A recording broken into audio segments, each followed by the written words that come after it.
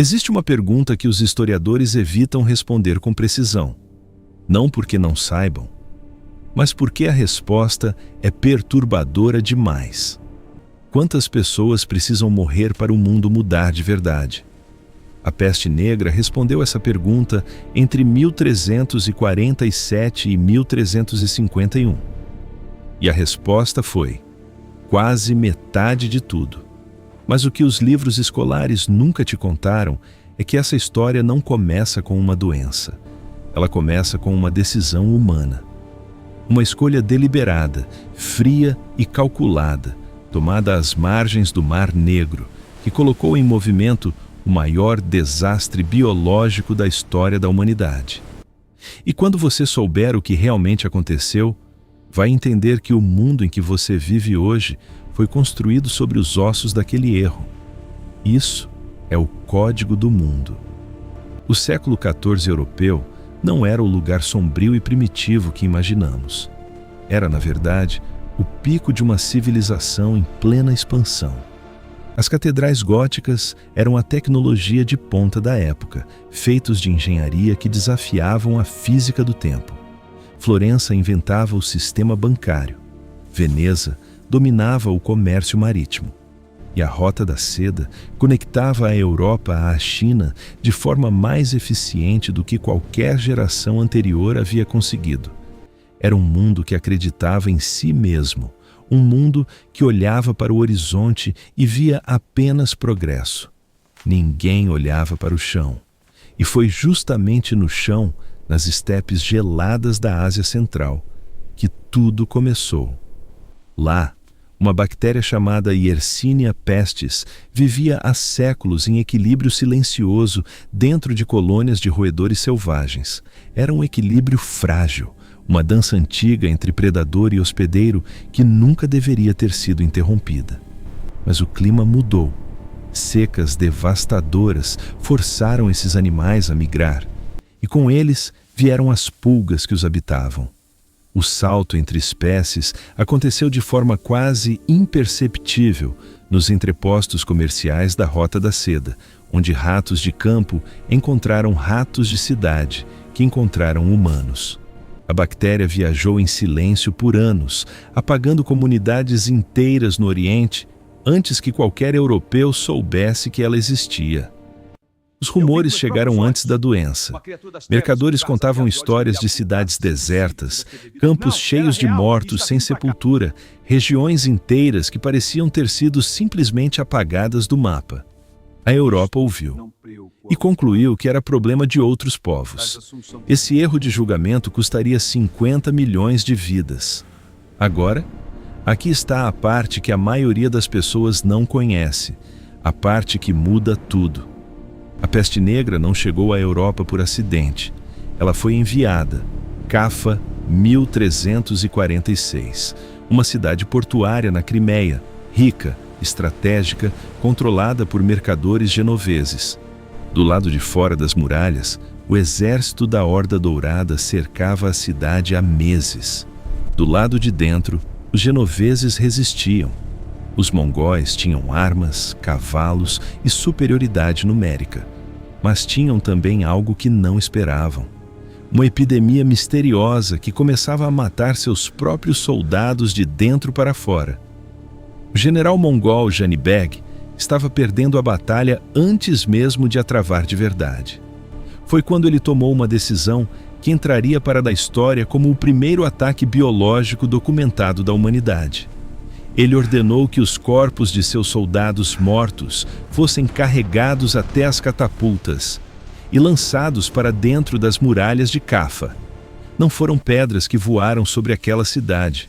Foram cadáveres infectados, decompostos, cheios de pulgas. O terror dentro das muralhas foi imediato. Os mercadores genoveses correram para os navios. 12 galeras partiram em direção à Itália, acreditando que estavam fugindo do horror. Mal sabiam que carregavam o horror nos porões, escondido entre os ratos que desciam pelas cordas de atracação. Outubro de 1347. Porto de Messina, Sicília. Os navios atracaram. E quem se aproximou encontrou uma cena impossível de descrever com palavras simples. A maioria da tripulação estava morta. Os que ainda respiravam deliravam em febre alta, com manchas escuras cobrindo o corpo, gânglios inchados do tamanho de laranjas nas axilas e virilhas. Alguns imploravam por socorro. Outros já não conseguiam mais falar. As autoridades portuárias mandaram os navios embora, mas era tarde. Os ratos já tinham descido, as pulgas já tinham saltado. A peste negra já estava em solo europeu. De Messina, a doença se moveu com uma velocidade que desafiava qualquer lógica medieval. Gênova, Veneza, Marsella. Dentro de meses, estava em Paris. Dentro de um ano, cobria a Península Ibérica. Em menos de 4 anos, chegaria até a Escandinávia, levada por um navio que atracou na Noruega com toda a tripulação morta, e até as colônias vikings na Groenlândia, que simplesmente deixaram de existir. A infraestrutura que havia construído a prosperidade medieval, os navios rápidos, as estradas romanas, as rotas comerciais, tornou-se a estrada perfeita para a morte. Nas cidades, a resposta humana revelou o melhor e o pior da nossa espécie. Os médicos da época criaram uma figura que se tornaria o símbolo eterno da pestilência. Vestidos com longas túnicas de couro encerado, luvas grossas, chapéus de abas largas e uma máscara com um bico alongado como o de um pássaro, esses homens percorriam as ruas contaminadas numa tentativa desesperada de salvar quem pudesse ser salvo. Aquele bico bizarro não era decoração. Era tecnologia primitiva de proteção. Os médicos acreditavam que a doença viajava pelo ar corrompido, pelo mau cheiro dos corpos em decomposição. Então, enchiam o bico com uma mistura de mais de 50 ervas, mirra, canela, âmbar, cravo e ópio.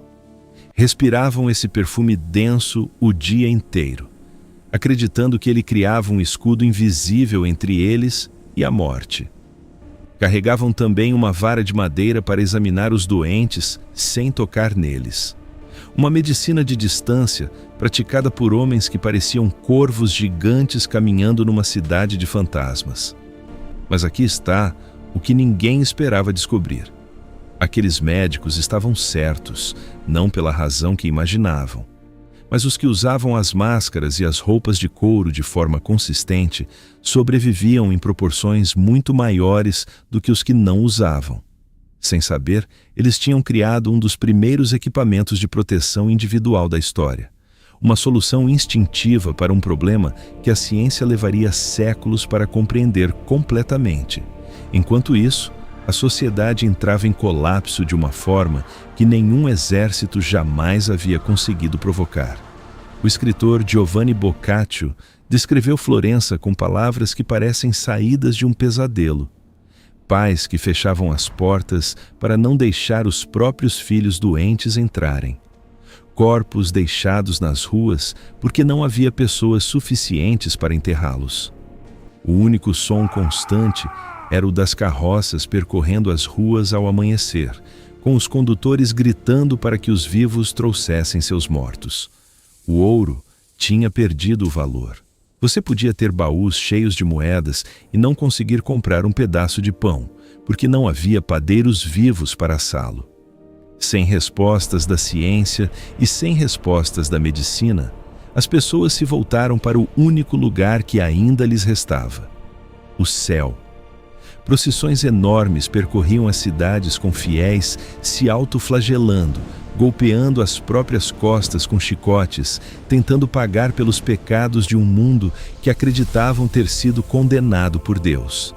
Essas procissões espalhavam a forma mais letal da doença, a peste pneumônica que viajava pelo ar, de respiração em respiração. Um espirro numa missa condenava todos ao redor. E onde o medo não encontrava resposta racional, ele encontrava culpados. Comunidades judaicas em toda a Europa foram acusadas falsamente de envenenar os poços. Massacres horríveis aconteceram em Estrasburgo, em Colônia, em dezenas de outras cidades.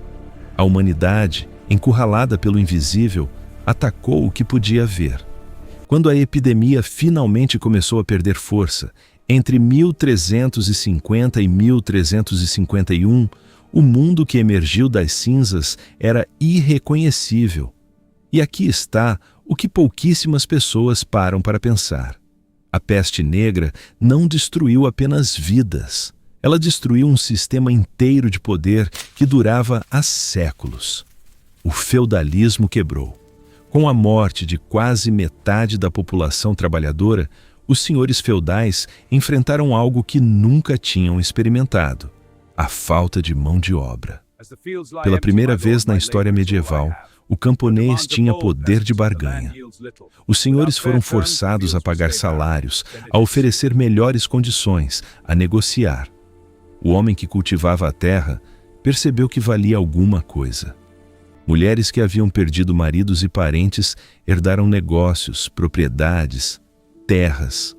Assumiram papéis que a sociedade medieval jamais teria permitido em outras circunstâncias. A estrutura rígida de uma civilização inteira havia sido abalada pelas raízes. A arte parou de celebrar a glória e começou a encarar a morte. Surgiu a dança macabra, pinturas que mostravam esqueletos dançando com reis, bispos e mendigos lado a lado. A mensagem era simples e poderosa. Diante da morte, não existe hierarquia. E a medicina, que havia falhado miseravelmente com suas sangrias e astrologia, foi forçada a se reinventar.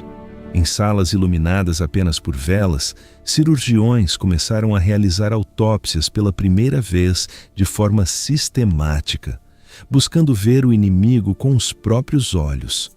Foi nesses porões sombrios que a medicina deixou de ser filosofia e começou a se tornar ciência. Em Ragusa, a cidade que hoje conhecemos como Dubrovnik, na Croácia, burocratas tomaram uma decisão que mudaria a história da saúde pública para sempre. Qualquer navio vindo de área infectada deveria esperar 30 dias em ilhas isoladas antes de atracar. Mais tarde, esse prazo subiu para 40 dias. Em italiano, quarantina. Era a primeira quarentena da história. A primeira vez que a humanidade usou o tempo como arma contra a doença. Veneza foi além e construiu o primeiro lazareto do mundo. Uma ilha-hospital onde os doentes eram separados dos saudáveis.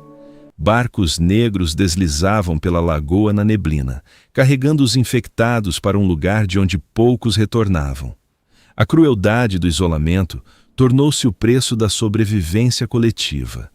Desses traumas, nasceu a saúde pública como conceito.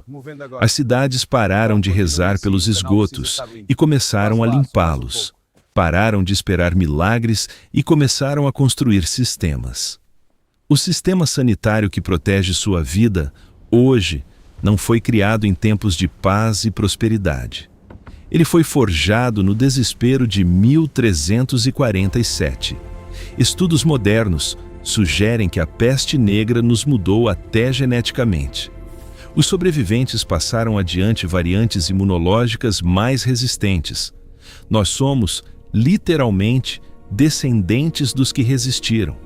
Carregamos no nosso DNA a memória daquele horror. A peste negra matou entre 75 e 200 milhões de pessoas. Um número que nosso cérebro tem dificuldade real de processar. Mas o que esse evento nos deixou de herança vai muito além da tragédia.